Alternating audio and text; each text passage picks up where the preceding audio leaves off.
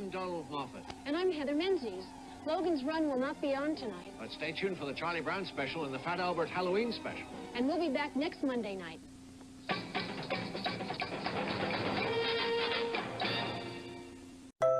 Coming February 21st, it's Faye and the Moon, the latest graphic novel from Franco and the Saturn Sisters.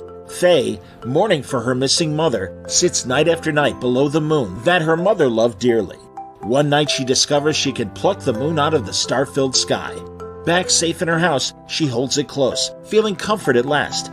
Then Faye loses the moon, and finds that taking it has awakened ancient monsters, rats, dragons, and more, who hunt for it for themselves. Will Faye be able to reclaim the moon, find her own inner strength, and save the world from eternal darkness?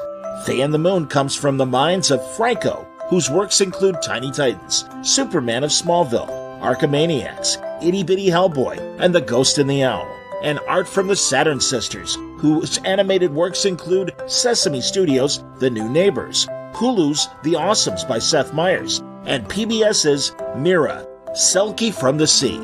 Pre-order Faye and the Moon now. Available in bookstores and comic shops everywhere, February 21st.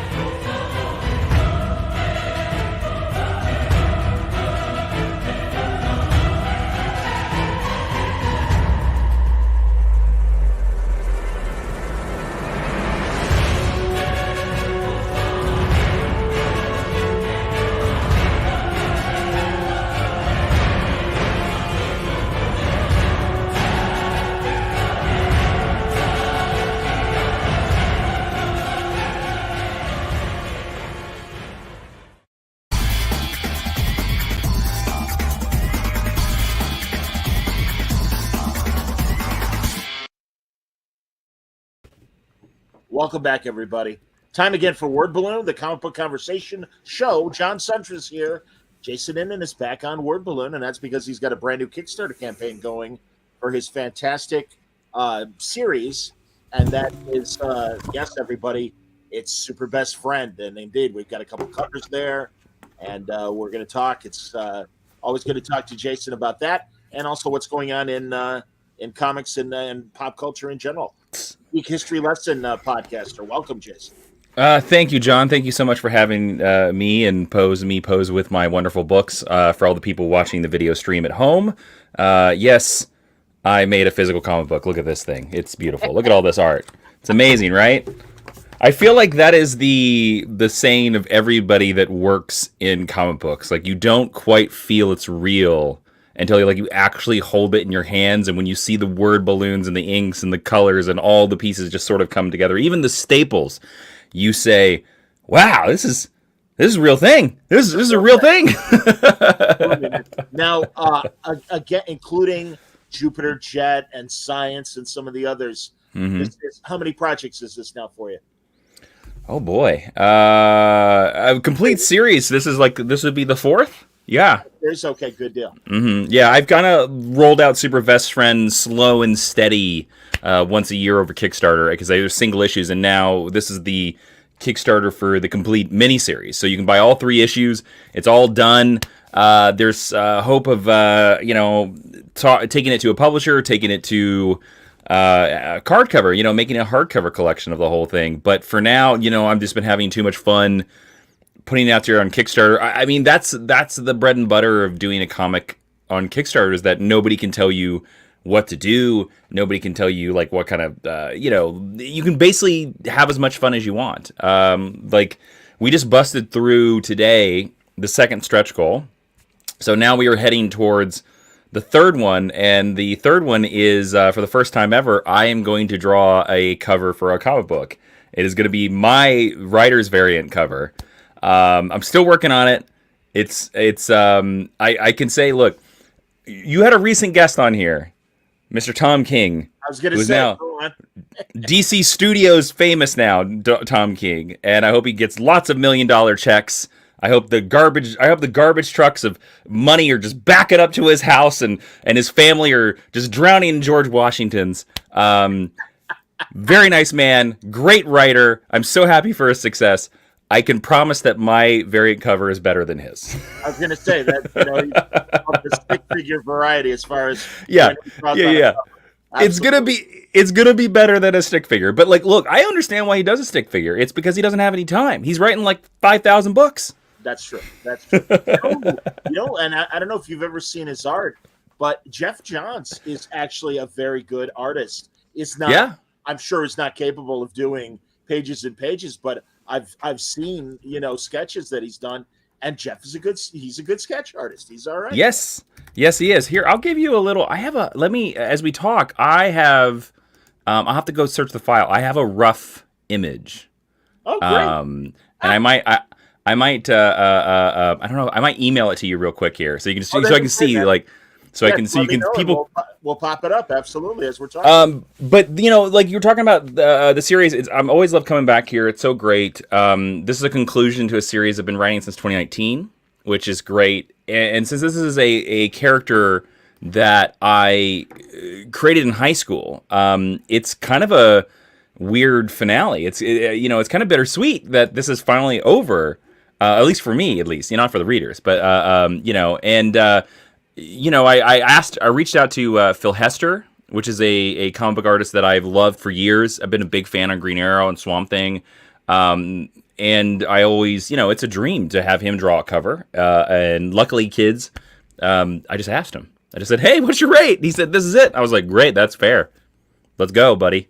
Get over here. Draw my characters. Let's go." You know what he's doing right now on Gotham City Year One? Yeah. Over the years, Phil's one of the guys. Going to be at Terrificon. I just found out this summer in Connecticut. Can't wait to see him. Oh, wow. Are you going to make an appearance at Terrificon as well? We'll be at Terrificon. C2E2 at Terrificon are my definite conventions. We'll see about New York. Probably not San Diego, unfortunately. Expensive summer camp, as I always like to call San Diego. Yeah, I understand. You're not the first creator that I have talked to about that, where I think this year might be hitting a lot of people in the wallets differently. And I say that as a person who is running a Kickstarter right now and being like, please buy my comic book. Yeah, man. But that's why I also say too, like, social media shares are just as important as pledging. And even I'll say this, like, even $1 makes a huge difference. Like, if you don't have, like, even $1, because like there's just like YouTube, just like TikTok, just like Twitter, Kickstarter has an algorithm, and the more backers you have, it doesn't matter like how much the backers are donating or anything like that. It matters the number of backers. Doesn't matter the amount. So like even going to a campaign and donating is a big. Doesn't matter the amount. Is a big help. Jason, have you looked at some of the other competing crowdfunding platforms that have come up? Even ones like Zoop, that is kind of a full turnkey thing as a Kickstarter. I mean, yeah. What are your thoughts? I've looked at a bunch. I had a lot of lovely conversations with Jordan over at Zoop. They almost did Super Best Friend 2 and 3. I think the interesting thing about it is Kickstarter is still, I think, the king. They're kind of like YouTube, right? Like when YouTube came around, like we have Vimeo, we have Google Video. Of course we do. Facebook video, yeah. Yeah, but YouTube is still the king over there, and I still think that being first, absolutely. Yeah, it helps, man. It's like I mean, similar with Netflix, right? Like, or, being the first out the gate, and I do love the Zoop's model of having like the entirety there, but like I still think Kickstarter is still attracting more backers than anybody else. And I think it's because they do other things besides comic books. So I think they're really good at suggesting people and stuff like that. But I think I will do a Zoop project eventually. Because I want to try it out. I want to see what it's like. But Kickstarter's Eternal Engine, I think, is just it's still too impossible to beat right now, I think. I completely agree, and I also think the community that has come from it. And again, I mean, I've been having this conversation for at least 10 years, if not more, since Kickstarter started. Mm-hmm. And really, the vets like Palmiotti and some others, Paul Jenkins is another guy that I know has gone to them regularly. And no, it's really, it's always interesting to hear that, of course, social media helps in directing people to Kickstarter, but its own community at Kickstarter. And that they're coming organically from Kickstarter to support. And you have people like Pat Shand and Charlie Stickney and doing White Ash over there. They're like there are like now entire companies that don't even go the traditional route anymore. They just go straight to Kickstarter. And I mean, they're publishing like hardcover one shots and holographic covers and all this stuff like that like the traditional market can't support anymore. Right. And that's something advantage. By the way, I emailed you the writers or the beginning of the writer. I'm further along than that, but I sent you like a rough image. All right, good deal. No, I'll take a look at it. That's great, man. So again, let's talk about the story. We've talked about this before. Oh man, I only see a piece of it, and this is going to be great. Everyone's going to be very impressed. Yes, it's only a piece of it. Yeah. Really, you can share that to the stream if you like as well. That's fine. I will in a second. I'm getting it to put in the feed. But yeah, yes, the elevator pitch for. So basically, it's what if your best friend live streamed your secret identity to the entire world, and the super best friend of the title is Matty Moore. He's very much a Jimmy Olsen analog. He is a guy whose best friend is Captain Terrific, the world's greatest superhero. And he basically films all of Captain Terrific's adventures onto a YouTube channel. And in the very first issue, he accidentally live streams his best friend's secret identity to the entire world, ruins his entire life, ruins his best friend's relationship with his best friend, of course. And I say that issue 1 is the accident, that it goes out into the world. Supervillains start attacking his family. Supervillains start attacking Maddie. This second issue is very much about Maddie having to like enter the world. It's the immersion. It's like he has to like become sort of a superhero / supervillain himself to sort of fix the problem. And then the third issue, of course, is the resolution where Maddie has a solution. And as you can see by the third cover, it's very much Crisis homage to the classic George Perez Crisis cover. But maybe that could lead to a death of a certain superhero, or maybe not. Maybe you don't believe comic book covers, as they always say. I mean, I always really love those DC Silver Age covers, right, where they would just fake, Superman with a lion head on the cover, and you read the story, and you're like, that's not what happened. So, look, maybe I kill Captain Terrific, maybe I don't. I don't know. Go for there. I will say that on my variant cover, eventually there is a piece of it. I as John is sharing right now, and that is I'm bad at drawing faces and hands, so I left him the last. But I'm further along on it than that, and he is running through a graveyard. I just will say that is where Maddie is running through. Wow. No, Jason, this is great. Yeah. Good figure work. And again, here's enticement, everybody that's listening to the audio version. This is the reason why you got to watch YouTube. That's right. And watch the Word Balloon videos so you can see some of this. Really, Jason, that's great. Now, Thank I don't you. know about you, because I mean, Scoot McMahon and Art Baltazar and Franco, we'll all get together at shows. We'll all hang out. And a lot of times, especially after hours at a con, we're sitting in one of the hotel rooms and they're doodling and stuff. And they're like, John, draw. And I'm like, guys, I'm at like third grade level, and I admit it freely. And don't expect to aspiring third graders that are much better than me. But yeah, I really haven't progressed much. But it's fun, and it's relaxing. And I wanted to be a comic book artist originally. Okay, wow. And I would actually say, I would bet that most comic book writers or people that get into comic books probably thought about being the artist at one time. Sure. Yeah, I had the whole goal. I wanted to go to the Joe Kubert school. I wanted to do this thing. I can remember the exact day, junior year of high school. I'm sitting there, I'm doodling, whatever, and I have some issue of like Adam Kubert Wolverine. Don't remember what it was. I remember reading through it, probably the era where he didn't have a nose and the do-rag, if everybody remembers that one. And I'm reading it, and I'm looking at it. I'm looking at his issue. I'm looking at my issue, and I say to myself, man, there's no way I'm never going to get there. And that was when I gave it up. And that was kind of ridiculous, right? Because I was a high school student. How the hell could ever match somebody at Marvel's level? But that was the point where I was like, well, I better look for something else, you know? Hey, man, sometimes we grow up a little bit and we're like, as much as I want to, I'm never going to play second base for the Yankees. It's just the way it is. That's right. And That's right. I know. I was very rare. I'm a failed musician. I was a drummer. Mm-hmm. And I had some of my friends that are in their late 50s are really, really great drummers. They're still in bar bands and stuff and just having a ball. And I could never get, beyond the second booklet. And I just didn't have it. It sucks. Did you have the name for your band already picked out? Oh, no. But I am proud. Okay. For when I do my Trek Watch shows, I went on GarageBand and used the keyboard on GarageBand and plucked out those opening, moments. Oh, wow. That's you?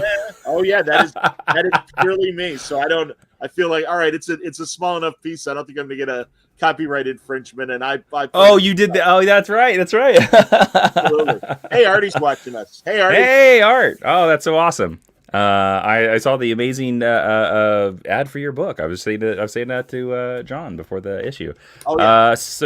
So yeah, man. I don't know. Interested in superbestfriend.com, superbestfriendcomic.com. Superbestfriend.com is something else, but superbestfriend. We have 14 days left at the time of this recording, and hopefully we get to the third stretch goal. Hopefully we get for the last stretch goal is 16K, and that's one where I want to do a, like, when the death of Superman happened, they made like a news time issue. You remember this? Absolutely. Where they did like a Daily Planet like extra. Yeah, it was like a paper. Absolutely. Yeah, I want to do that for Super Best Friend. That's great. And I'm gonna ask a couple other people to like draw things for it and write things for it, but I want it to be like from the voice of Matty Moore, like his thoughts post the book. Because a lot of people have asked me, like, like you meet all these characters in media res. They're all, Captain Terrific's been around for years. His superhero teammates, the Assembly, have been around for years. Like, they say, like, is there any idea to continue this? And I've thought about it. I've actually designed all the characters of the Assembly that they could all have their own miniseries, but for Matty Moore, the Super Best Friend, and for Captain Terrific, this is their finale. Because I think they changed too much for them to continue on. So this is, you're going to see once you read the book, you'll get like a little bonus thing. But I really want to do it too, because I've also designed ads, fake ads in the world. And it's funny because like Brent Schoonover, who did the Captain America, great artist, fantastic artist. It's funny, I almost put those in issue 2. And I was going to have them be in the middle. And I had, like, there's a whole bunch of, like, Captain Terrific merchandise. And then I had a classic old, like, Marvel ad where it was, like, the 2 new issues. And one of them was, like, a Captain Terrific comic book set in the world. Like, it would be the comic book that you could buy in the world. And I always go jokey with it. I think it was Captain Terrific versus Franklin Delano Roosevelt. And it was like a wizard brings FDR back to life, and only Captain Terrific could put him back in the grave. And then because we own these characters, I also had like a miniseries that will never happen. It was another special. The other comic book was Jupiter Jet versus the Surfers of San Clemente. So like I wanted to like lead into it and like have again. I want Kickstarter allows you to have fun. Like this is stuff that comic book editors at the big 2 would be like, you can't do that with Superman. You can't do that with. Yeah. Well, and also being such a fan as you are of both universes, DC and Marvel and stuff. No, you could cherry pick the best stuff. Would we ever see a fruit pie ad? Oh, so you know what? I almost did it. But you know what I found? I found that those ads were like so much harder to write than you realize. And if you just kind of copy, it just seems, you're just copying. I wanted to add something. And to be honest with you, I know Dan Slott did one for Across the Spider, or when he did the Spider-Verse event. And Yeah. And the fact that the villain ate the host of Spider-Man, I kind of think that put it to bed. I kind of was like, that's it. Like, nobody's ever going to top that one. Back in the 90s when I was doing sports radio and TV, we had Rick Barry on one of our TV shows. And he would come on the radio too. But when he did the TV show, I brought one of my 70s comics because there was a great back cover ad for, I want to say, Converse. Okay. Rick Barry and Dr. J. And it was fantastic because Dr. J is smooth and slam dunk and great action shots. And then it's Rick Barry's turn. It's like, now it's my turn, Julius. And he hits like a 3-pointer from downtown. And I showed him. And even he's like, yeah, I can't avoid being white, man. He's just like, it is what it is. He goes, that's great. I remember when these were coming out, I was very proud. But yeah, he goes, they certainly made Dr. J like the slick, cool guy. And I'm just, the straight man and everything and just the white guy. And it's like, when I was a kid, my little plastic, like 3-foot tall basketball hoop was the Dr. J basketball hoop. Man, he was the man. Yeah. I really had a great, and really it's happening in comics as well. But I had this amazing Forrest Gump kind of life during my 20 years in sports radio. So much fun. I mean, and really just so many of my heroes as a little kid. And it's Dr. J, Hank Aaron, Rick Barry, all these incredible people from all 4 major sports. God, we just lost not a great guy, but a great Chicago Blackhawk, and that's Bobby Hull. We lost him last week, and he was one of your classic era hockey, original 6 teams, superstars. See, that's you've now gone more sports ball-y than I know.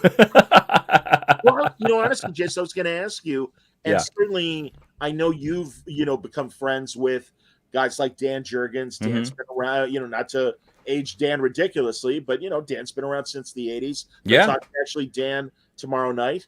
Tell him hello. I absolutely will. But have you met any of those Silver Age? Have you met Jerry Conway? Have you met some of the guys that are still around? And I've met Jerry Conway, yes. I've never met J.M. DeMatteis, but we talk on Twitter here and there, and he's lovely. And he talked about revolutionizing Kickstarter as well with his like four issue Kickstarter that he did was fantastic. Yep. I got to meet Len Wein several times. Len was great. Len was terrific. My favorite conversation with Len Wein is I met Len Wein twice. And the first time I met him was before I worked for DC. I was working for another outlet. And I got a video interview with him, and I was very excited. And I kind of was like, what the hell do you ask this man who has created all of these characters? He's probably been asked every question under the sun at every comic book convention. So I really hit my head against the wall trying to come up with a question that I didn't think he'd ever been asked. So the question I asked him to open the interview was, I said, you've basically written every character in existence. Who have you not written that you really want to? Yeah. And his answer was Doctor Who. Isn't that great? Yeah, and it was so funny. And then when I met him for DC, I said oh, hey, I don't know if you remember me. Like, we did this in WonderCon, and that's when I worked for this other outlet. And then he looked at me and he said, are you the Doctor Who guy? Yeah. Well, I'm not going to name names, but everyone might be able to connect the dots. Mm-hmm. There was the Southwest convention where Len, one guy that became a very big writer that edited or that wrote and I guess was in the editorial office with Len. They were the 2 older guys. And then when there were a bunch of newbies that were writers that were also on the panel. The writer really started a big time the younger guys. Okay. And Len is the sweetest guy in the world. But at that moment, Len's hackles got on his back. And he's like, okay, wait a minute, writer. Let me tell you something. You want to talk about how great you are? Well, let's remind everybody, I created Wolverine. I co-created Swamp Thing. And he just went down the litany of his characters and stuff. So, and essentially, he did not use these words, but essentially, it's like, you want to see whose dick is bigger? Hold my beer. Yeah. And it would be Shut up. that would be a hard contest to win against Len Wein. And it was awesome because he was just he was friends with the younger guys. Yeah. Like, don't fuck with my friends. And it's like, way to go, Len. And I had really, and I mean, I only did like one, just like you, maybe a 10-minute interview on the floor. Yeah. But I met him several times, and I saw him at his last San Diego, and man, he was really not well. But I'm so glad he was there, and I knew it meant a lot to him because he's one of us. Yeah. And literally, all of us are just like, Len, we're so glad you're here. God. Yeah. Because he didn't want to miss it. It's another person that I thought was like really lovely who I met before they passed, and I know was a good friend of yours. Was I got to interview Martin Pasco as well, and I got to talk about Superman with him. And like, it's funny. I've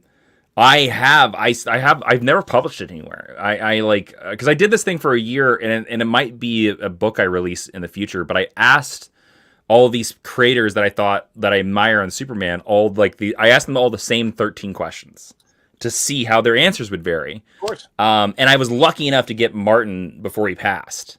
And his questions were like just he would like go on like essays, and you were just like, wow, I don't think I've ever thought about Krypton as much as you have. That's amazing, He, and in classic Marty fashion, he, as far as he was concerned, couldn't hold a candle to Elliot Maggin and Cary Bates.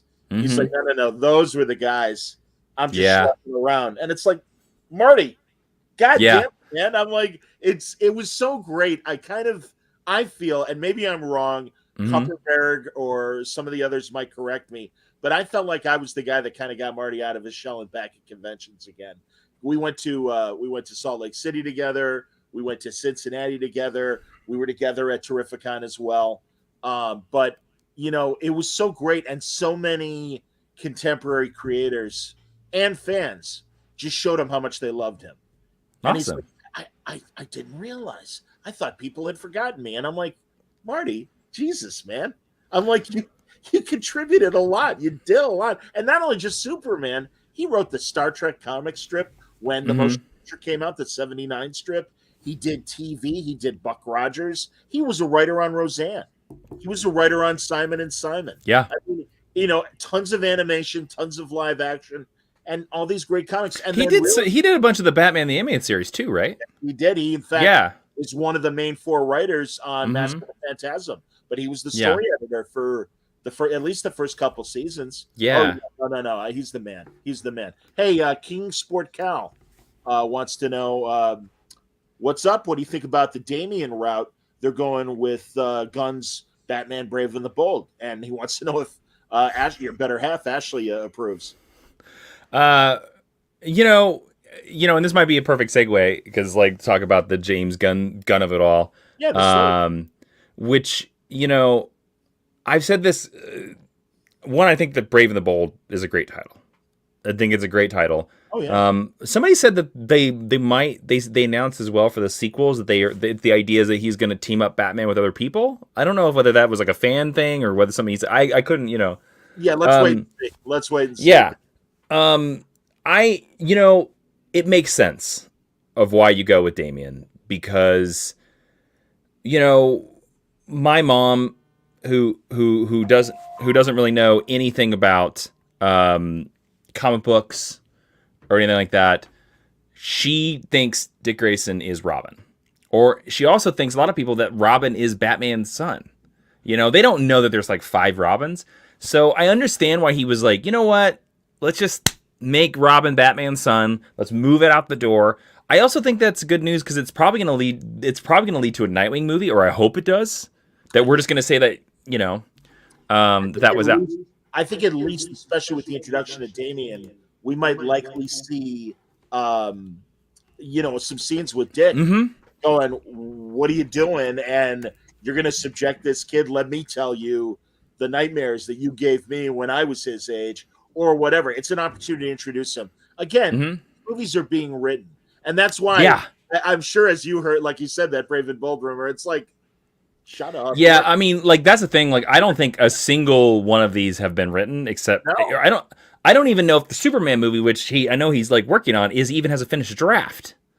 I believe, and I'm assuming that Creature Commandos might be the one that's ready, pretty close, given the images that we took. I don't believe those were images from the comic. That I don't think so. They could be like art director, or like art design. Sure. I thought to be honest with you, Creature Commandos was my favorite announcement of the whole bunch. Agreed. Because I've said for years that the way that DC can stand out from Marvel is its deep bench of characters. I mean, they have the romance characters, the Western characters. Like, man, like, wouldn't you kill? Like, I know, like, Jonah Hex has sort of a stink on it because of that terrible other movie, but wouldn't it be amazing to see, like, a Jonah Hex, like, HBO show? Yes. Oh man, like mix Deadwood with like super, like with super, like just hard comic book. Yeah. Well, yeah, because that was the mistake of the movie. It's supernatural stuff, right? Yeah. Right. And throwing in that kind of steampunk superhero stuff. And it's like, no, Jonah Hex was an attempt to riff on Clint Eastwood and The Man with No Name. And of course, you had Palmiotti and Justin and all those incredible artists during their run do incredible Western stories. It's like, it's a Western, you idiots. Let it. So I do think so. And no, man, Cinnamon, Batlash, Tomahawk, all these great characters that you could throw in a Deadwood Jonah Hex style series. Absolutely, man. And and I do want to continue to talk about the gun stuff, but I also want to acknowledge, obviously, we're seeing the wind down of the Arrowverse. And what was? I think the final episode of Flash airs tonight, or the first episode of the final season. I mean, sorry, yeah. I mean, it begins, and of course, Superman and Lois. The final season will start in March. Actually, they said that's not the final season. They said that show was going to get at least one more season. Wow, that's great to hear. Yeah, James Gunn actually said that. He was like, "We're not sure how many more seasons going to go, but he was like, it's at least going to get one more." No, I agree, man. So. That's great. That show's great. I'm intrigued to see the new actor playing Jonathan and how that works out. Yeah, that is going to be, an interesting transition. But like, it's funny because if you're a student of television, right? Like we've seen recastings for like days and days, like Becky on Roseanne and all these kind of things. To me, I think, I mean, I don't know if this is from the first episode. But in the trailer of the new season, I really did laugh when they like there's some like birthday for the boys. Oh, I didn't see it. Go on. Yeah, and they had a bunch of pictures, like a bunch of family pictures or pictures of the boys, and it was like of the new actor.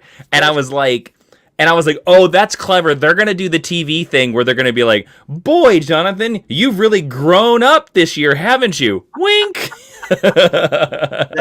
That's classic soap opera. Yeah, but that's all you need. Who cares, He's a high school student and everything. Yeah, he's 18 and he's having romances. No, absolutely. Or they're gonna be like, "Oh, you went off to summer camp and you came back a changed man, Jonathan." The best was, and I was a little kid, and I knew that obviously it was a different actor. I wasn't that stupid, but Dick Sargent really had a Dick York vibe as the second Darren in Bewitched.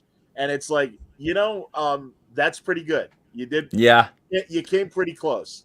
So I'm trying to think if there are any other ones. I mean, like the mistaken ones, of course, are like when God, what's his name? John Aston was like the second Riddler because Frank Gorshin was busy. He was doing something else, yeah. And then all the I mean, Frank Gorshin was the man. Oh yeah, I like the John Aston Riddler. All the I've been rewatching Batman 66 recently, and man, I am blown away. I actually recently read Adam West's memoir, Back in the Batcave. Yes. It's fascinating. Great. The story. Have you read this? Yes, of course. Oh man, the story that he tells of the final night he wasn't famous.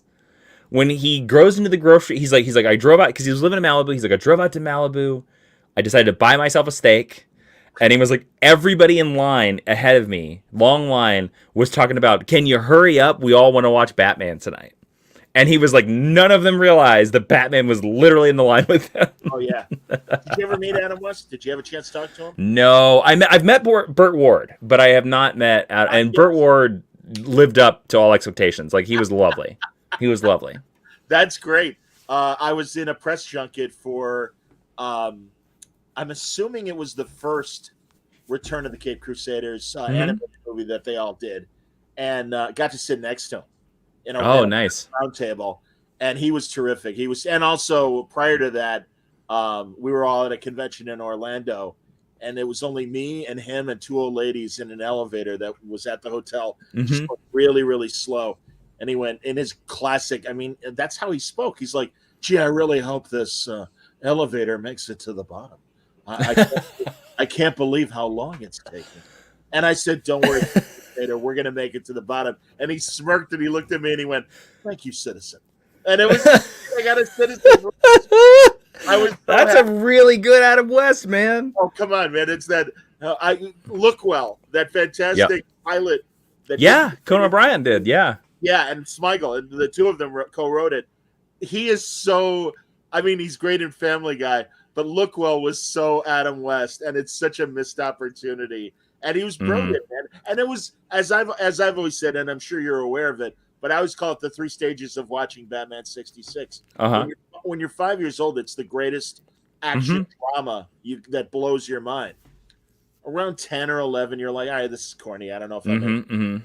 And then somewhere either like late junior high or early high school, you're like, wait a minute, they're trying to be a comedy.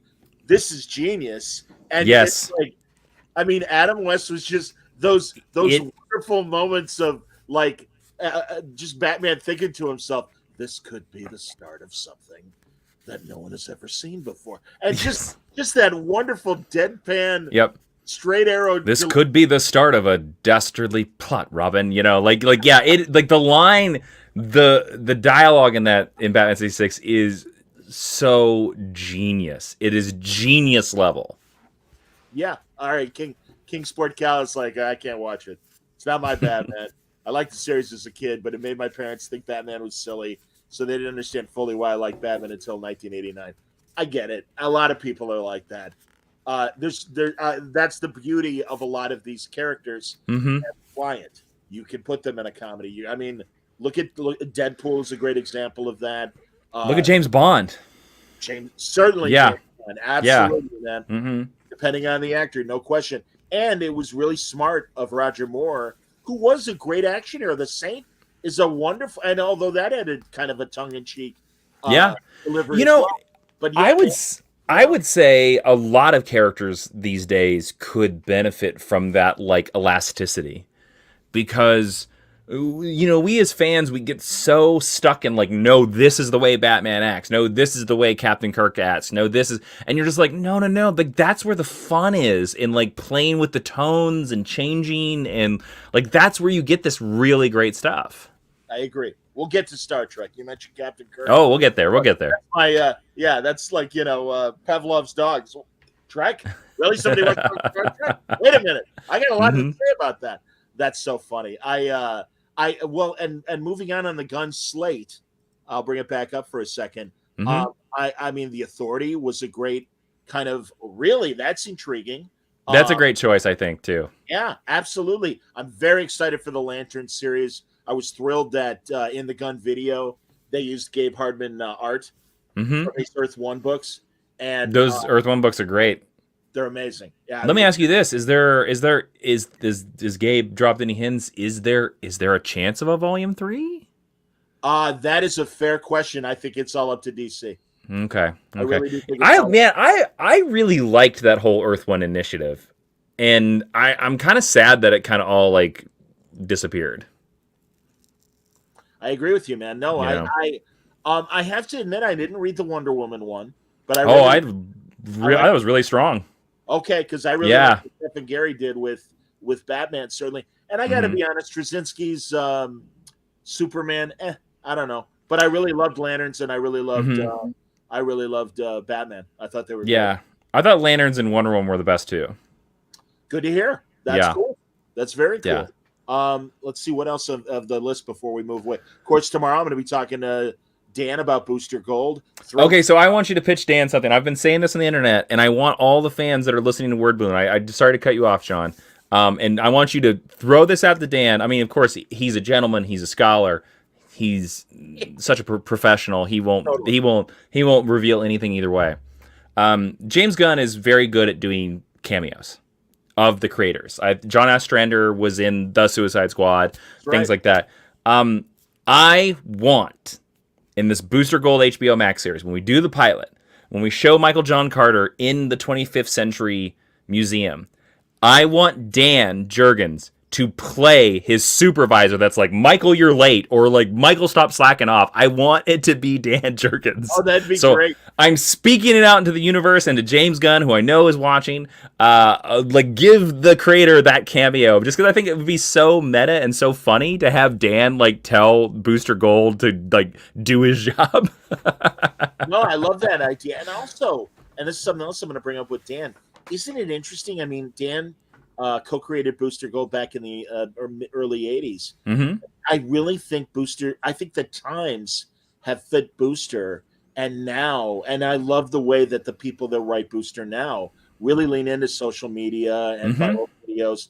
And it's like, God, the world has caught up with the idea of Booster Gold, and it's a much more fertile society where you could bring this hero in, and it makes even that much more sense. Yeah, I mean, that's the reason for, like, I mean, there's been a Booster Gold film / show in development for about a decade now. And this is the one that makes it across the finish line. That's great. It's fantastic because, yeah, you're right. Like, I mean, I don't know whether, like, I'm going to say it's because Dan's a genius, but, like, the other side of it is, like, is it because the world's become more terrible? I don't know. You know, and more self-obsessed? Maybe. You know? But it does. It fits into Booster's character. No question. Yes. And it's perfect. It's a great. It's one of those series that you're just like, how have they not made this? Yeah. I'm excited for Supergirl, Woman of Tomorrow. I think that's going to be great. You know, I'm speaking this into the universe too. I hope Tom King gets a chance at that script because I think he deserves to. I think he's a great writer. Well, it does sound like Tom is in the writers' room with Gunn and those guys. So I would certainly hope so. And God, the way that both in the video and also reading the separate interviews that Gunn and Peter did for the various news organizations, I mean, James just gushes about Tom. So I think Tom is going to be very active. Hopefully, that's my gut feeling. Tom is my friend, but his business is his business, and I respect NDAs. I'm never going to yeah. I mean, never. I mean, like, people can't say anything. Like, I know. Like, I mean, I just spent 3 years under, like, a very hardcore, difficult NDA. I don't know if I'll ever be able to talk about this thing that I worked on. So I understand that, and I can't imagine the NDA he would have had to have signed to be part of this brain trust. Let's throw out this one. I would love to hear your thoughts on this. We have this big old slate, right? Slates come and go. Productions move back and forth. Money runs out. Name one of these you don't think happens. Which one? Because the odds are high that one of these of the gods and monsters of this 10, odds are high that one of the 10 don't happen, or get bumped to the next half, or something, or get replaced, or you know. I mean, again, we're talking about 10 years, so yeah. So what do you think? What do you think is the one that, like, maybe doesn't happen? Well, Superman's a lock. Batman's a lock. Commandos, like I said, we've already got art. I think Waller's a lock. I think Waller's a lock as well, especially given that they've put Peacemaker season 2 on hold. Maybe Lanterns, but I think Lanterns again. Maybe they might be like, it didn't work well. But again, that was 15 years ago. So maybe the Authority. I think it's a coin toss between the Authority and Paradise Lost, because I think they're both going to be difficult concepts to master. I want them both to be great. I mean, I really want the Authority to be the one. And I actually have been saying, like, I really hope James Gunn directs the Authority, because I think he would nail it. And but Paradise Lost, I think, like, when I first heard the description, I was like, Game of Thrones Paradise Island? What? That was the one. That was the only one that I was like, huh? Well, I will say that, and especially given that I've been having these great conversations with Kelly Sue DeConnick and her artist for Historia, the Black Widow prequel, and that this sounds like a very, very much like Historia. And Kelly's writing TV and movie treatments for the last few years alongside her comic. So I do think it's possible. But yeah, I kind of agree with King's Portal regarding Authority, because I think he's proven himself with both Guardians and the Suicide Squad, where it's like, no, give me these C-level heroes. This gives me the opportunity to have a lot of fun with them. And so I could see those, happening. I don't know. It's going to be interesting. But I hear what you're saying.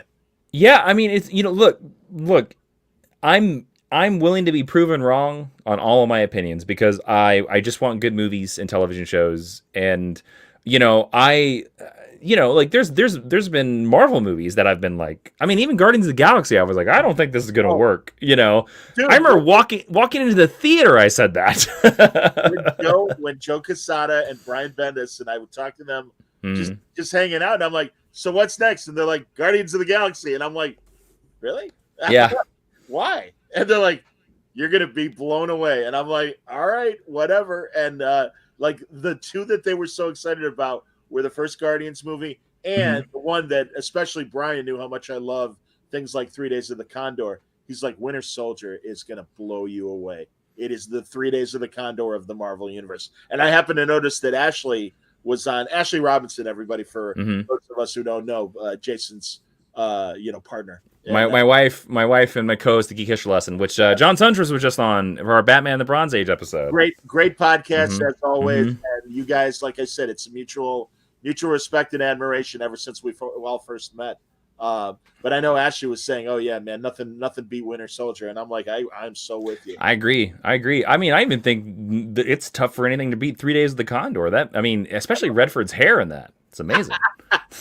The book is great too, but oh my god, I've always wanted to do, if I had any artistic talent, Max von Sydow's character, Jobert from if it isn't Jobert, Jobert might, it is Jobert. I was going to say Javert, but that's Les Miserables. Yeah. Jobert from 3 Days of the Condor.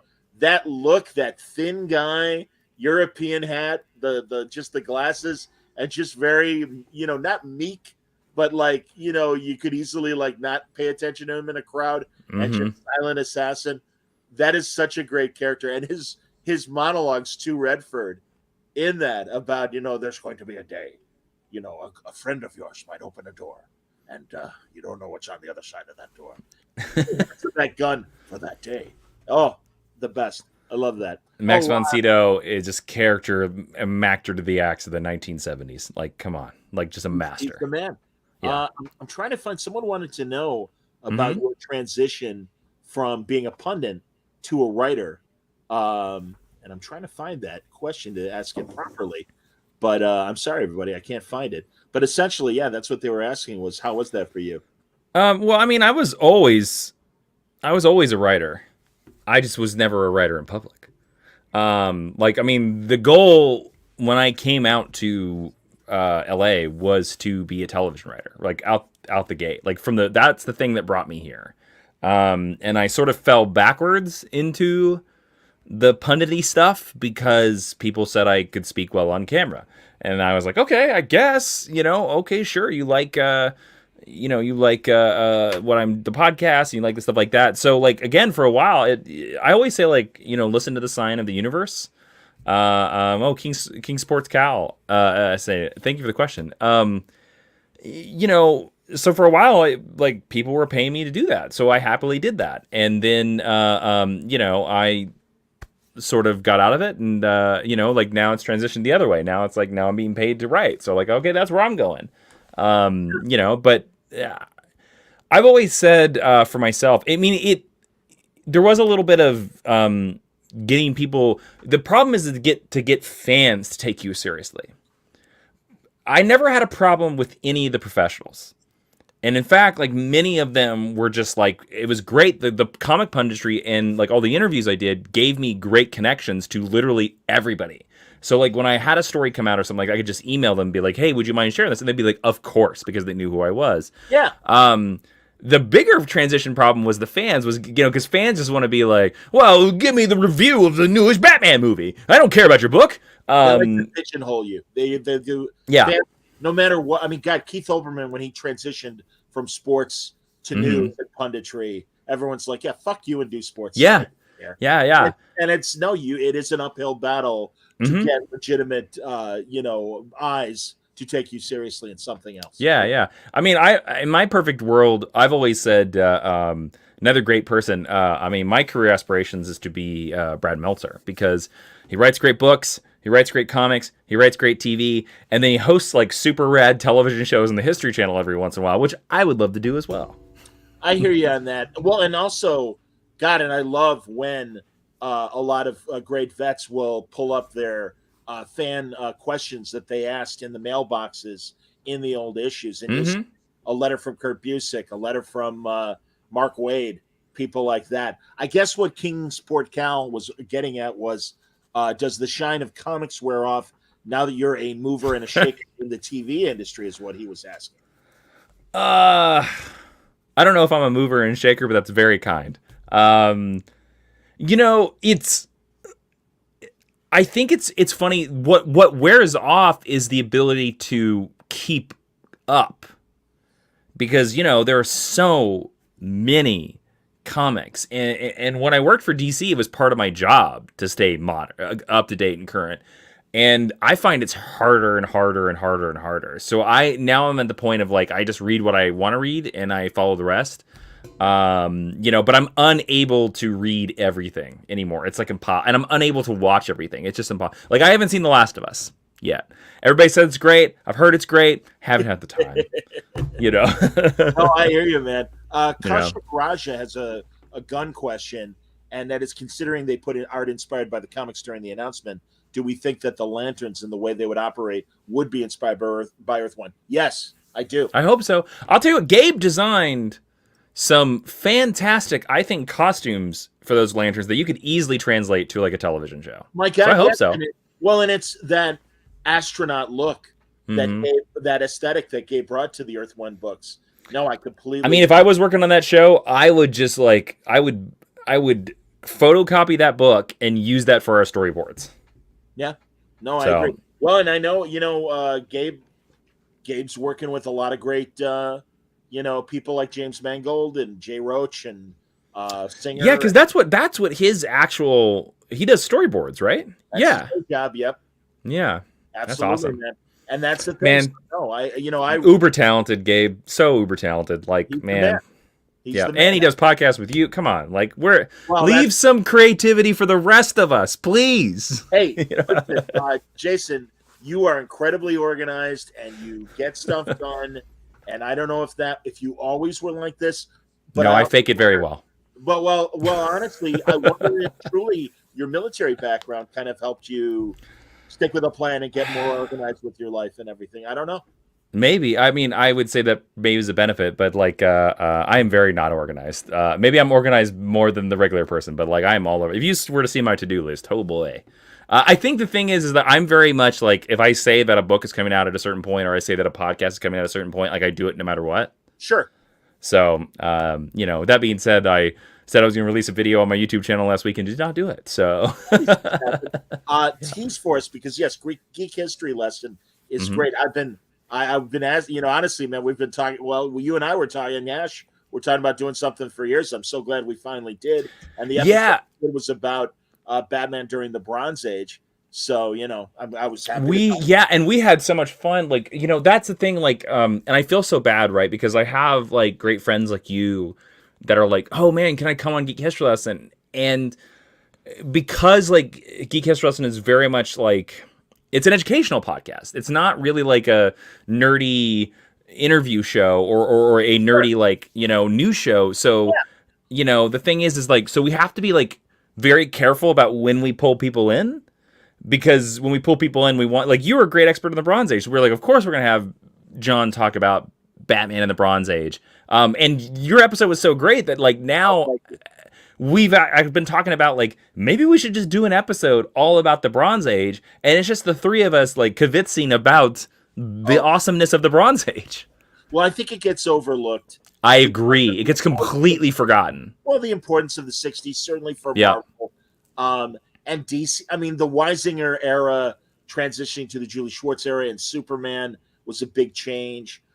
They also had a lot of old-timers that were pushing through stuff in the late 60s. But if you look at the 70s and the explosion and implosion of DC, yes, they threw a lot of stuff against the wall to see what would stick. Jonah Hex, we mentioned, all the House of Secrets and House of Mysteries as they evolved into the horror anthologies they were. The Sword and Sandal books like Claw and some of the others that right now aren't coming to mind. But, every genre was being tested. And I think a lot of great stuff came from the Bronze Age and a lot of new voices. Yeah, I would and writing wise. I would make the argument that DC's Bronze Age might be their best era. Like, I think there's a very fair argument for that. Sure. But yeah, it's that's a we gotta get you on. We gotta get you on and talk about that. Oh, it'd be my pleasure, man. And I hope I was educational enough when I was talking about that. And I mean, I think man, come on. You dropping knowledge bombs on this pod left and right on this podcast. What are you talking about here? Well, I mean, honestly, every conversation here is organic. I have a checklist of things I want to talk about. Mm-hmm. But if the conversation goes a different way, I follow that way. It's okay. I don't mind. Mm-hmm. I really don't mind. And I mean, again, there's always time to have people back like yourself and expand on other things. With the few moments we have left, sure. Obviously, next week is the beginning of Star Trek Picard. Trek Pickard. I'm excited. It's John Luck Pickard. John Luck Pickard. Chapter 3. That's one of my favorite key moments. Absolutely. That's kind of like Tony Stank with Stan Lee. Yes. Tony Stank. Yes, he's here, and thank you for that. Absolutely. Yep.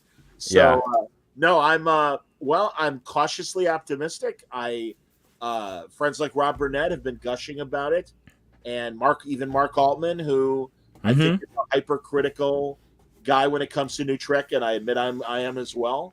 Mm-hmm. But I'm reasonable. I mean, and also I saw Frakes, I saw Gates McFadden, had a chance to have conversations with them at a convention last summer. And God, Gates was just gushing, as was John. And I mean, it was like, okay, I trust you guys. So I got to see the first 6 episodes a couple weeks ago. They are good, and this is definitely, I'm going to say, the best season of Picard. Thank God. Far and away. But it's a low bar to climb over, but okay.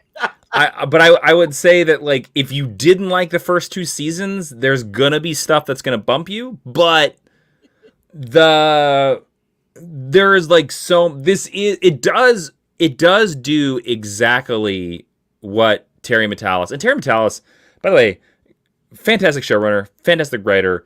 If you've never watched 12 Monkeys, you are missing out. I started it in the pandemic, which was probably a mistake because it's about a disease. Yeah. A few episodes in there, I was like, oh, I'm watching a movie about a pandemic, or I'm watching a television show about a pandemic. At the start of the pandemic, Roku's like, hey, everybody, remember Dustin Hoffman and Outbreak? And I'm like, what are you doing? Yeah. I had to put it on pause for a couple of months because I was like, I don't know about that. But 12 Monkeys, I think it's all still on Hulu. It's fantastic. And it also like has Todd Stashwick in it, who is also in Picard season 3. He's the captain of the Titan, yeah. Yep, Captain Sharp. He's really great. How's Amanda Plummer? Amanda Plummer. Help me out with Amanda Plummer. Who's she? She's the big bad. Oh, she gets to smoke more cigars than I think any other villain I've ever seen in movie history. And I wonder if that's her, or I wonder if that's Terry Matalas. But like, it's like every scene she is like, just like, if a villain could do this, that's what she's doing with the cigar. She's great. She's really good. I don't think there's a bad performance in the whole bunch. Good to hear. I think they're all really good.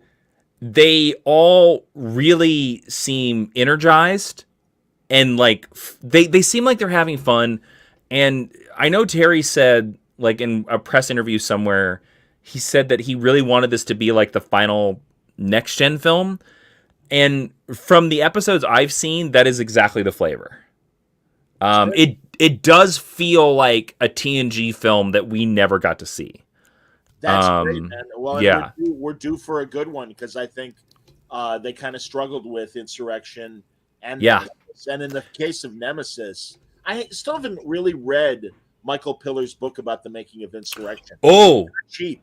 But I have it, and it's so for a while before they published it, they put it out as a PDF on his website for like a buy whatever you want, and I grabbed it. It is fascinating. It is so fascinating. I wish they would have made the original movie that he wanted to make. So the story he tells is that the original story was that it was Apocalypse Now. Right, Heart of Darkness, Apocalypse Now. That's what I'm hearing. Yeah, and the fact Data goes rogue and well, it wasn't going to be Data that went rogue. It was going to be Picard was going to have like a classmate from Starfleet Academy who went to the planet and went rogue. And Picard was going to be sent to the planet, and then like on the journey there you were going to see like flashbacks to like their academy days and young Beverly, and he was also going to be friends with Jack Crusher, and then when he gets to the planet he was going to be the same actor from the flashbacks, and the planet had de-aged him and stuff like that. And then they were going to have to like have a very metaphorical like, oh what, and I like it. It didn't happen because Patrick Stewart said that he wanted a romance. And so that's the reason why they changed the storyline. Or he was like, we just did a dark one with First Contact. Can we do something lighter, Michael? And so that's why they went that direction. But like the story he describes, like I think it would have been a little bit difficult to pull off, but I think it would have been a much, much better movie. I will say another thing about Picard season 3, is that there are some great musical cues. Good. That show up again, including my favorite piece from any Star Trek film. It comes from one. I don't know if I can say exactly what it is, but it's from one of the TNG films. It is a musical motif you will recognize. I think most fans might agree it's the best musical motif from the TNG movies. It appears in this season. Wow, that's good to hear. You know, a few amateur audio productions were made, and they made good use of a lot of the TNG soundtrack music. And I really appreciated that because it only made it feel more like Star Trek, and even some of the lousy movies. But and movie like music cues from things like Insurrection, and they worked because they were gentler moments, but they were underscored with Star Trek music. So you know, it all worked. Because that's the thing I think a lot of composers try to run away from. I forget her name, but it's the woman that composes. I think her name's Nemi. I need to look this up. She composed Prodigy, and she also did Strange New Worlds, and her scores I thought were fantastic.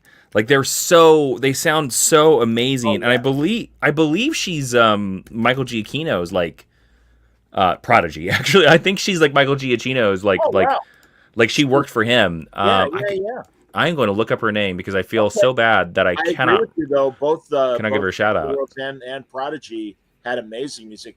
Prodigy really made me feel like, I mean, more so than Lower Decks, and I do think Lower Decks got better in its latest season. But Prodigy, man, blew me away, and I'm gonna have one of the Habermans on because the Hagemans, the Habermans, excuse me, the Bensons put me in touch with them, and they watched when I talked to the Bensons and stuff, and I'm so happy for them. They were it's a great show. Nemi Malamad is the name of the composer. I don't know who the composer of Picard season 3 is, but they do a really excellent job. That's cool. They do a really good job. I think this was his opportunity to do the Next Generation that he always wanted to do, and that's great. I mean, and also I even read his IDW comic that he did a Next Generation comic about 10 years ago. He did? Really? Yeah, he did. When it was Brandon Braga's name is the first name on it, but Metalis is listed as a writer. And no disrespect to Brandon, but I'm assuming that Terry probably did the heavy lifting. Well, he was, he was he was his assistant. He was, Right. it was a Hive, I think. Yeah, Brandon Braga and Terry Right. Matalas. So Yeah. Terry, because he was the assistant, and Brandon was probably too busy with Enterprise Right. or whatever. Terry probably wrote the book. That's what I'm assuming, that Brandon had an idea and Terry developed Yep. it. And, it's just like, hey, Mike Johnson does a great job with his IDW Trek books, and he was in the JJ office as well, and Bad Robot for the Kelvin movies and everything. Mm-hmm. And, man, I don't know if you're reading the current stuff, but Jackson Lansing and God damn it. Colin Kelly? Colin Kelly, thank you, man. Yeah. Mm-hmm. Not only those, but Christ, I even went back and read their Kang miniseries for Marvel and their Captain America Marvel stuff. Mm-hmm. These guys get it. And their Star Trek stuff's amazing. And Cantwell's gonna start doing the Worf book.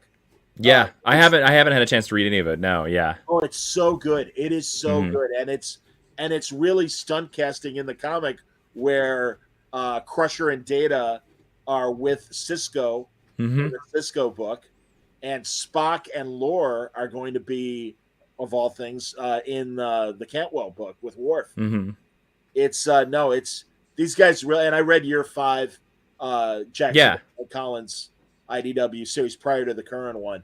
No, those guys get it, man. Fantastic. Really, really good stuff. It's good to hear. That's awesome. Yeah, man. Oh, and a new show. I don't know if you had a chance to watch it yet. It just started last week on Sci-Fi Channel. The Ark. I think it's terrific. It's very Galactica. I haven't. Is that the gentleman that made Independence Day? Is he doing that? Yes, Denny Devlin. Yeah. Yeah. Yeah. It's and if I'm getting his first name wrong, I know it's Devlin. But yeah, it's a seed ship that is going to colonize a new world, and there's a calamity. They don't know what caused it, but it took out most of the command crew, and it's kind of like Galactica, where like Laura Roslin was the Secretary of Education and suddenly the president. Well, there are 3 people left of the command crew. They were all low-level people, and this one woman's like, I'm in charge. And already there is conflict in the ship, and even the 2 other guys are like, who put you in charge? It's like, well, why didn't you step up? I stepped up. And have you ever watched, there's a Netflix show, I think it was a CBC show, but Netflix had it first. Did you ever watch that show, Ascension? I have not. On Netflix? You should watch it, because what you were saying about the Ark really sounds like Ascension. It's basically like, it's a generation ship left Earth in the 1960s. Like Kennedy launched it. Sure. And they are now, they were like, it's going to take us 200 years to get to like Alpha Centauri. Right. They're in 100 years into the journey, in the second generation of people, somebody gets murdered. And it's the first murder on the ship. And they're all like, what do we do? That's great. Yeah, it's really good. It's really good. I think it ends on a cliffhanger, because I think it got canceled before it could end. That's a shame. But I don't it's like that. Yeah, I mean, it's still pretty good. I liked Charlie Jade, which only had 1 season, a great South African show where a cop finds out there are 2 other alternate universes and 2 different Earths, and it was this great 3 Earth conspiracy going on, and it never finished. And I'm like, if it's a good story, I'm cool. Or Nowhere Man from UPN back. I remember Nowhere Man, but I've not heard of Charlie Jade, so I am going to add that to my list. I was trying to think about like a show I've been watching recently that's kind of off the beaten path is Joe Pickett, which is on Paramount Plus. It's not bad. It's about, so it's like, you can tell it's their attempt to be like, how do we do a cop show that's not a cop show? So it's set in Wyoming, and it's about a game warden. And this game warden is in, bumfuck nowhere, Wyoming. And he's in bumfuck nowhere, Wyoming, because apparently right before the pilot, he gave a fishing ticket to the governor of Wyoming. And so the governor of Wyoming like plunked him in Nowhereville. Sure. And so now he's in the town. Everybody thinks he's a joke. And he has a beef with some guy that's illegally poaching. He catches him and stuff like that. And spoilers for the first episode, but it's the setup for the series. That man he finds that man's dead body on his property at the end of the first episode. So he now is like, well, I have to investigate to prove my innocence, but everybody in this town thinks I'm a joke, and they also think I did it. Wow, that sounds... Hey, man, very slowly, Paramount Plus has become an important streamer. 1923, Tulsa King. I'm going to say this. I love Tulsa King. I don't care. I also grew up in Tulsa, so like, or no, I didn't grow up in Tulsa. No, I didn't grow up in Tulsa. I'm sorry. I went to college in Tulsa. Okay. So I recognize all the places they're filming. Even though I know they shoot all the studio work in Oklahoma City, they're actually shooting exteriors in Tulsa. And so I really appreciate that. Like there's an episode about the center of the universe in downtown Tulsa, and I literally was like, I've been to that. I know exactly where that is. That's excellent, man. That's fantastic. I'm just happy for Stallone. I root for Stallone. Yep. I am an unabashed Rocky fan, and this is the right role for him at this age. Yes.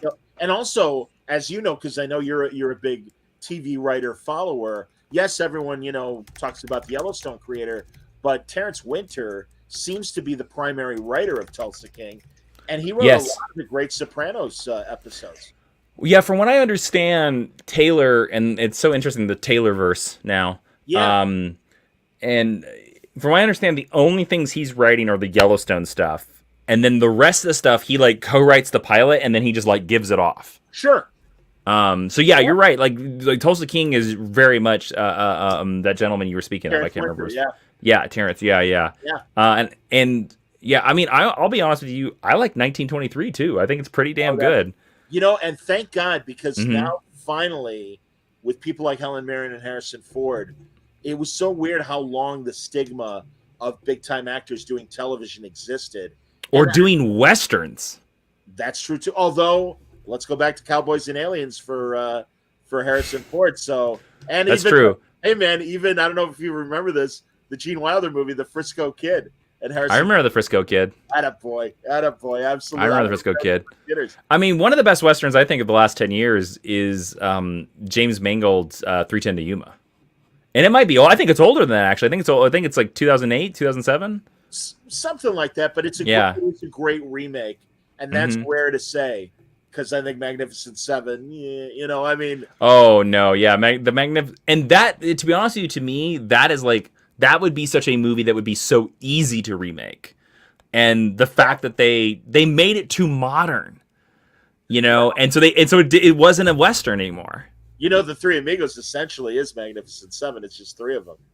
But it really is when you think about it. I never realized that. I mean, I always remember like the idea of like, I always love thinking about like how many adaptations of Yojimbo there have been, and most of them are Westerns. Ian and I talked about Fistful of Dollars and Yojimbo. Absolutely. Oh man, Kingsport Cal mentions Bone Tomahawk, and I just want to mention coming up in a couple weeks. Our good friend Craig Zoller, the director of Bone Tomahawk, will be joining me talking about his new graphic novel. I'm a big Bone Tomahawk fan. That's great. Wow, Bone Tomahawk is really good. Yeah. I recently got to see. So my favorite movie of all time is The Good, the Bad, and the Ugly, and I've never seen it on the big screen until a couple months ago, and it was at the New Beverly. And the thing that really surprised me, I was so happy that it was a full theater. And they asked before the movie started, they said, how many people have seen this movie? And about half the crowd raised their hand. The other half had never seen it. Oh, that's great. So here's the interesting thing I never realized about the Dollars trilogy, because I've only watched it at home, right? People laugh at that movie a lot. And I never realized that. I was like, oh, there's a lot more comedy in this movie than I ever realized. And that surprised me. That really surprised me. Oh yeah, and again, that 70s, late 60s period got really interesting once the Italians really got involved and started making Westerns. You ever see a documentary? I think it's on Tubi now. It's called Euro Crime. No. All the Italian police and mob movies of the early 70s. Pretty certain it's still on Tubi. Fascinating, because much like the spaghetti westerns, a lot of American actors went to Italy to make these crime movies, and really interesting interviews with everyone while they were still alive. Henry Silva is very much involved with that. Antonio Sabato Sr. in a lot of those movies, but even the great Woody Strode, who was so great in The Search, or The Man Who Shot Liberty Valance, John Wayne's right hand man, Pompey, and he throws him Yeah. He made a couple cop movies in Italy. Martin Balsam, all these great character actors, and it's really interesting because spaghetti westerns, rightfully so, that's really the genre that people perk up about as far as that period. But these crime movies are fascinating on their own, and this documentary does a really good job talking about them.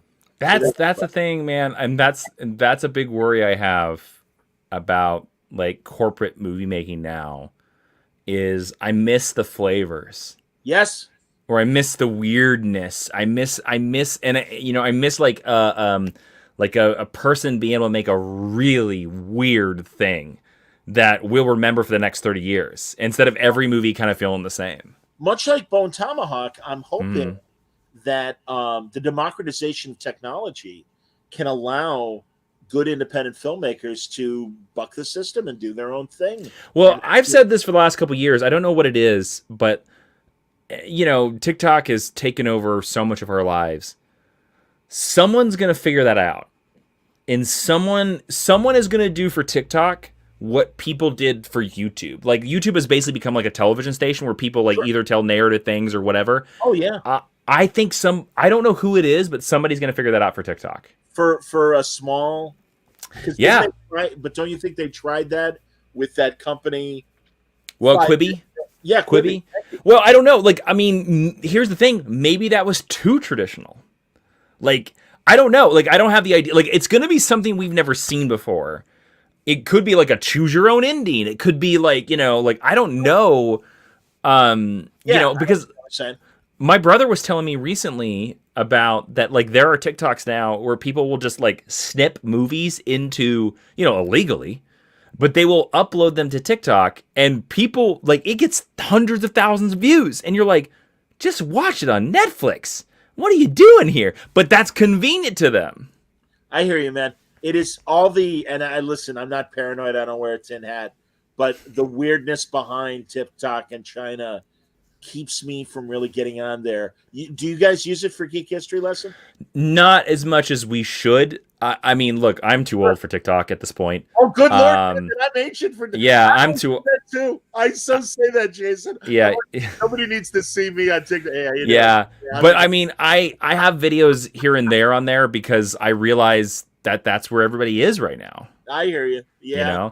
I guess. And obviously what I would do, and I've done it in very little, but putting on a highlight of a guest talking about something. And another thing I put on there was, and I was really proud of this. I forgive me, everybody. I don't mean to pat myself on the back, but it was so great getting table reads from Justice League vets. And I got George Newbern and Maria, Superman and Hawkgirl, they didn't do a scene from the cartoon because there were none. I really searched on alone. I was talking to Susan Eisenberg. Yeah. So you did the comic book? It was so great. And it was so great because I went to Mark Waid, who of course knows everything. And I'm like, there had to be some Justice League or Superman story where it's just Superman and Hawkgirl. And literally within like a half hour, he's like, DC presents number 41. And I'm like, fantastic. And Jim Starlin wrote it. I forget who drew it. So I basically had them do the opening act of that. It's just like 9 minutes of them just doing the scenes and stuff. And it was great. That's great. Kryptonian technology buried in the Arizona desert that they uncover. And it's this whole Kryptonian thing. And it involves a lot of secrets in the Arizona desert. Absolutely. And of course, Sharia discovers it because she's an archaeologist. And she's like, there's only one person that can solve this. And here comes Superman. So there's George. And it was so great. And then, of course, when we did the Justice League cast, we had the whole cast, including Clancy Brown, did a bunch of random scenes that Susan and Andrea Romano put together. But the other one like that was I had Susan do Wonder Woman and George do Superman, and we did scenes from Kingdom Come. Oh, wow. That's great. Mark Waid narrated it. So it was great. Yeah. Oh, that's really rad. You did these at Terrificon? No, we did one we did for Boston for the Baltimore Comic-Con. We did the one with Maria and George was at Terrificon. Okay. And then the other one was one of our mainframe shows that we did where we just generated an online convention. Yeah. So I missed those. I wish those would still be going.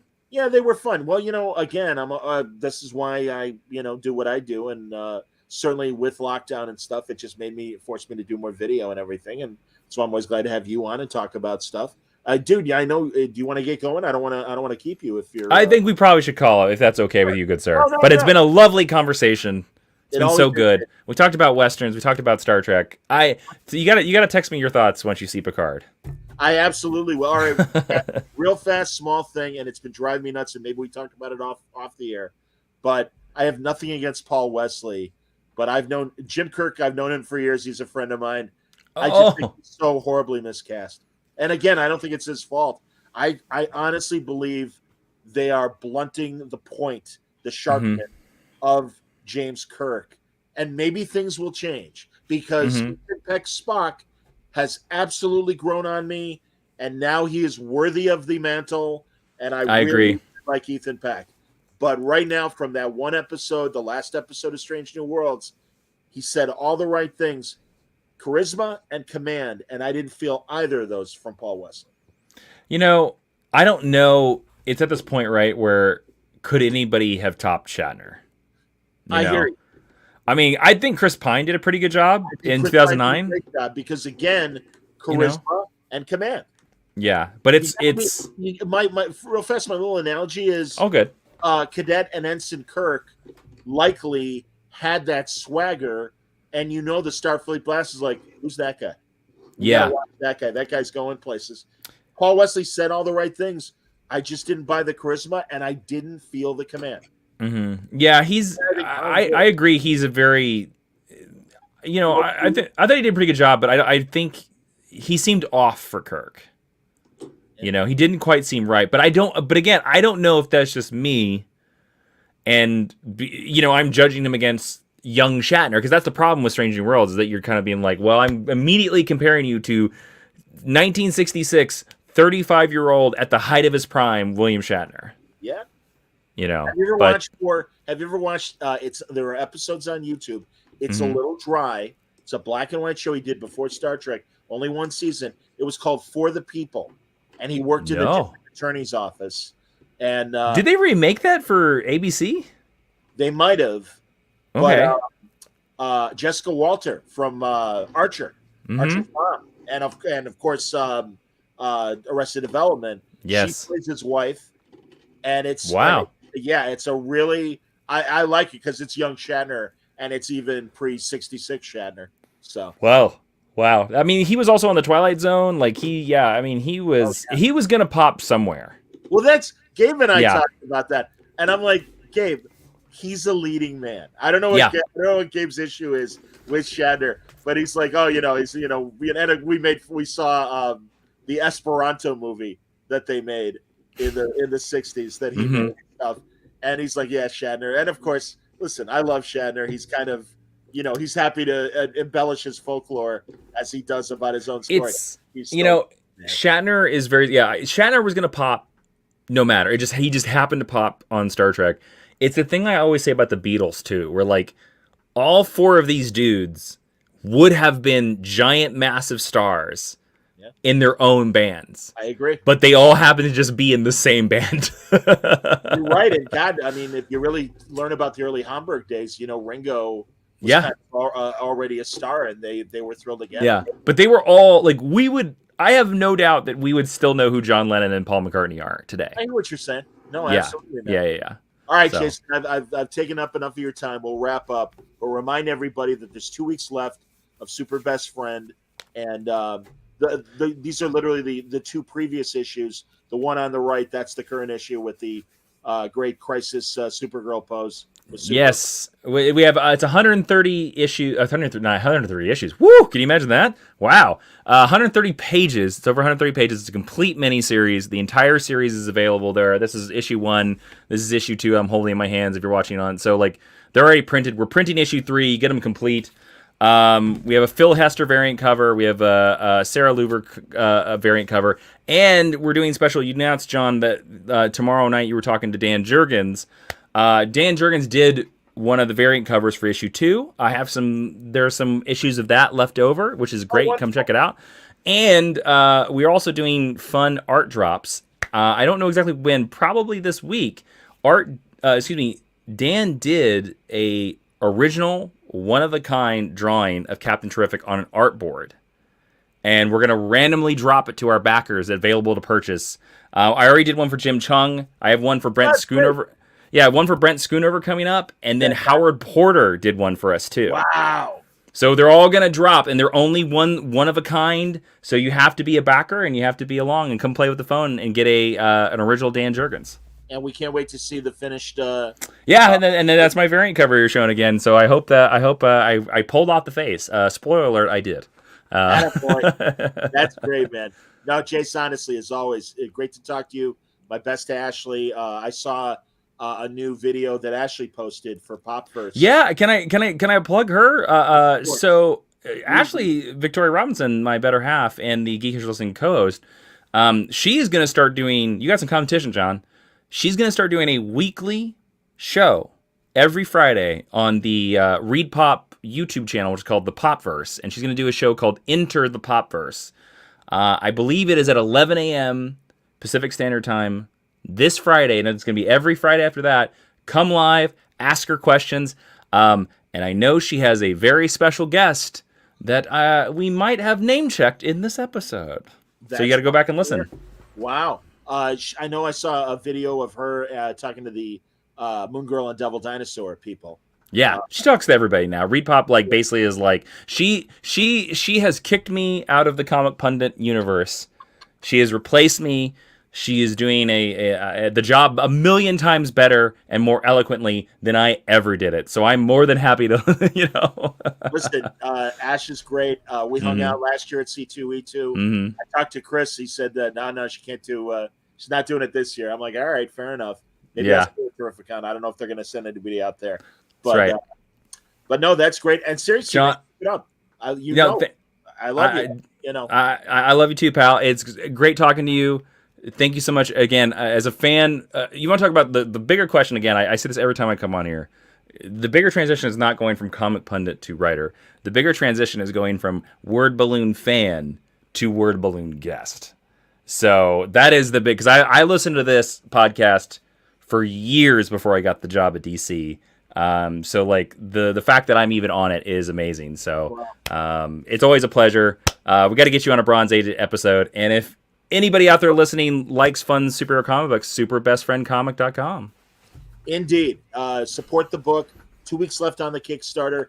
Geek history lesson as well. If you want to hear Jason and Ash wax poetic, and yeah, man. So we'll look forward to Friday and Ash's debut at the Popverse with some great. You should get her on the show to talk about the Popverse show. Oh no, she's always welcome. That's a great idea. Yeah. Great idea. I'm sure we'll do that in the next couple of weeks. And tell Dan about my camp. I'm going to hold all the word balloon listeners. If John doesn't tell Dan about my cameo idea, because I want to put this out in the universe, get after John. 100%, everybody. No, to be honest, I think it's a great idea, and I would love to see a Dan Jurgens. Also, I want him to get some of that SAG money. Absolutely, man. Thanks to everybody. Tomorrow night, as Jason was promoting, Dan Jurgens himself will be joining me to talk about everything that's happening with Goose Booster Gold. Also, looking back at last year's Doomsday 30th anniversary special that he put out, which was just fantastic. It was really awesome. Yeah, man, and it's all original news stories. It wasn't a reprint. Yep. So, but anyway, and also Mark Russell on Friday night. We'll be talking as well. I love Mark Russell. Ooh, Mark's great. Very funny writer. Absolutely. Everybody, until then, stay safe, stay happy, stay healthy.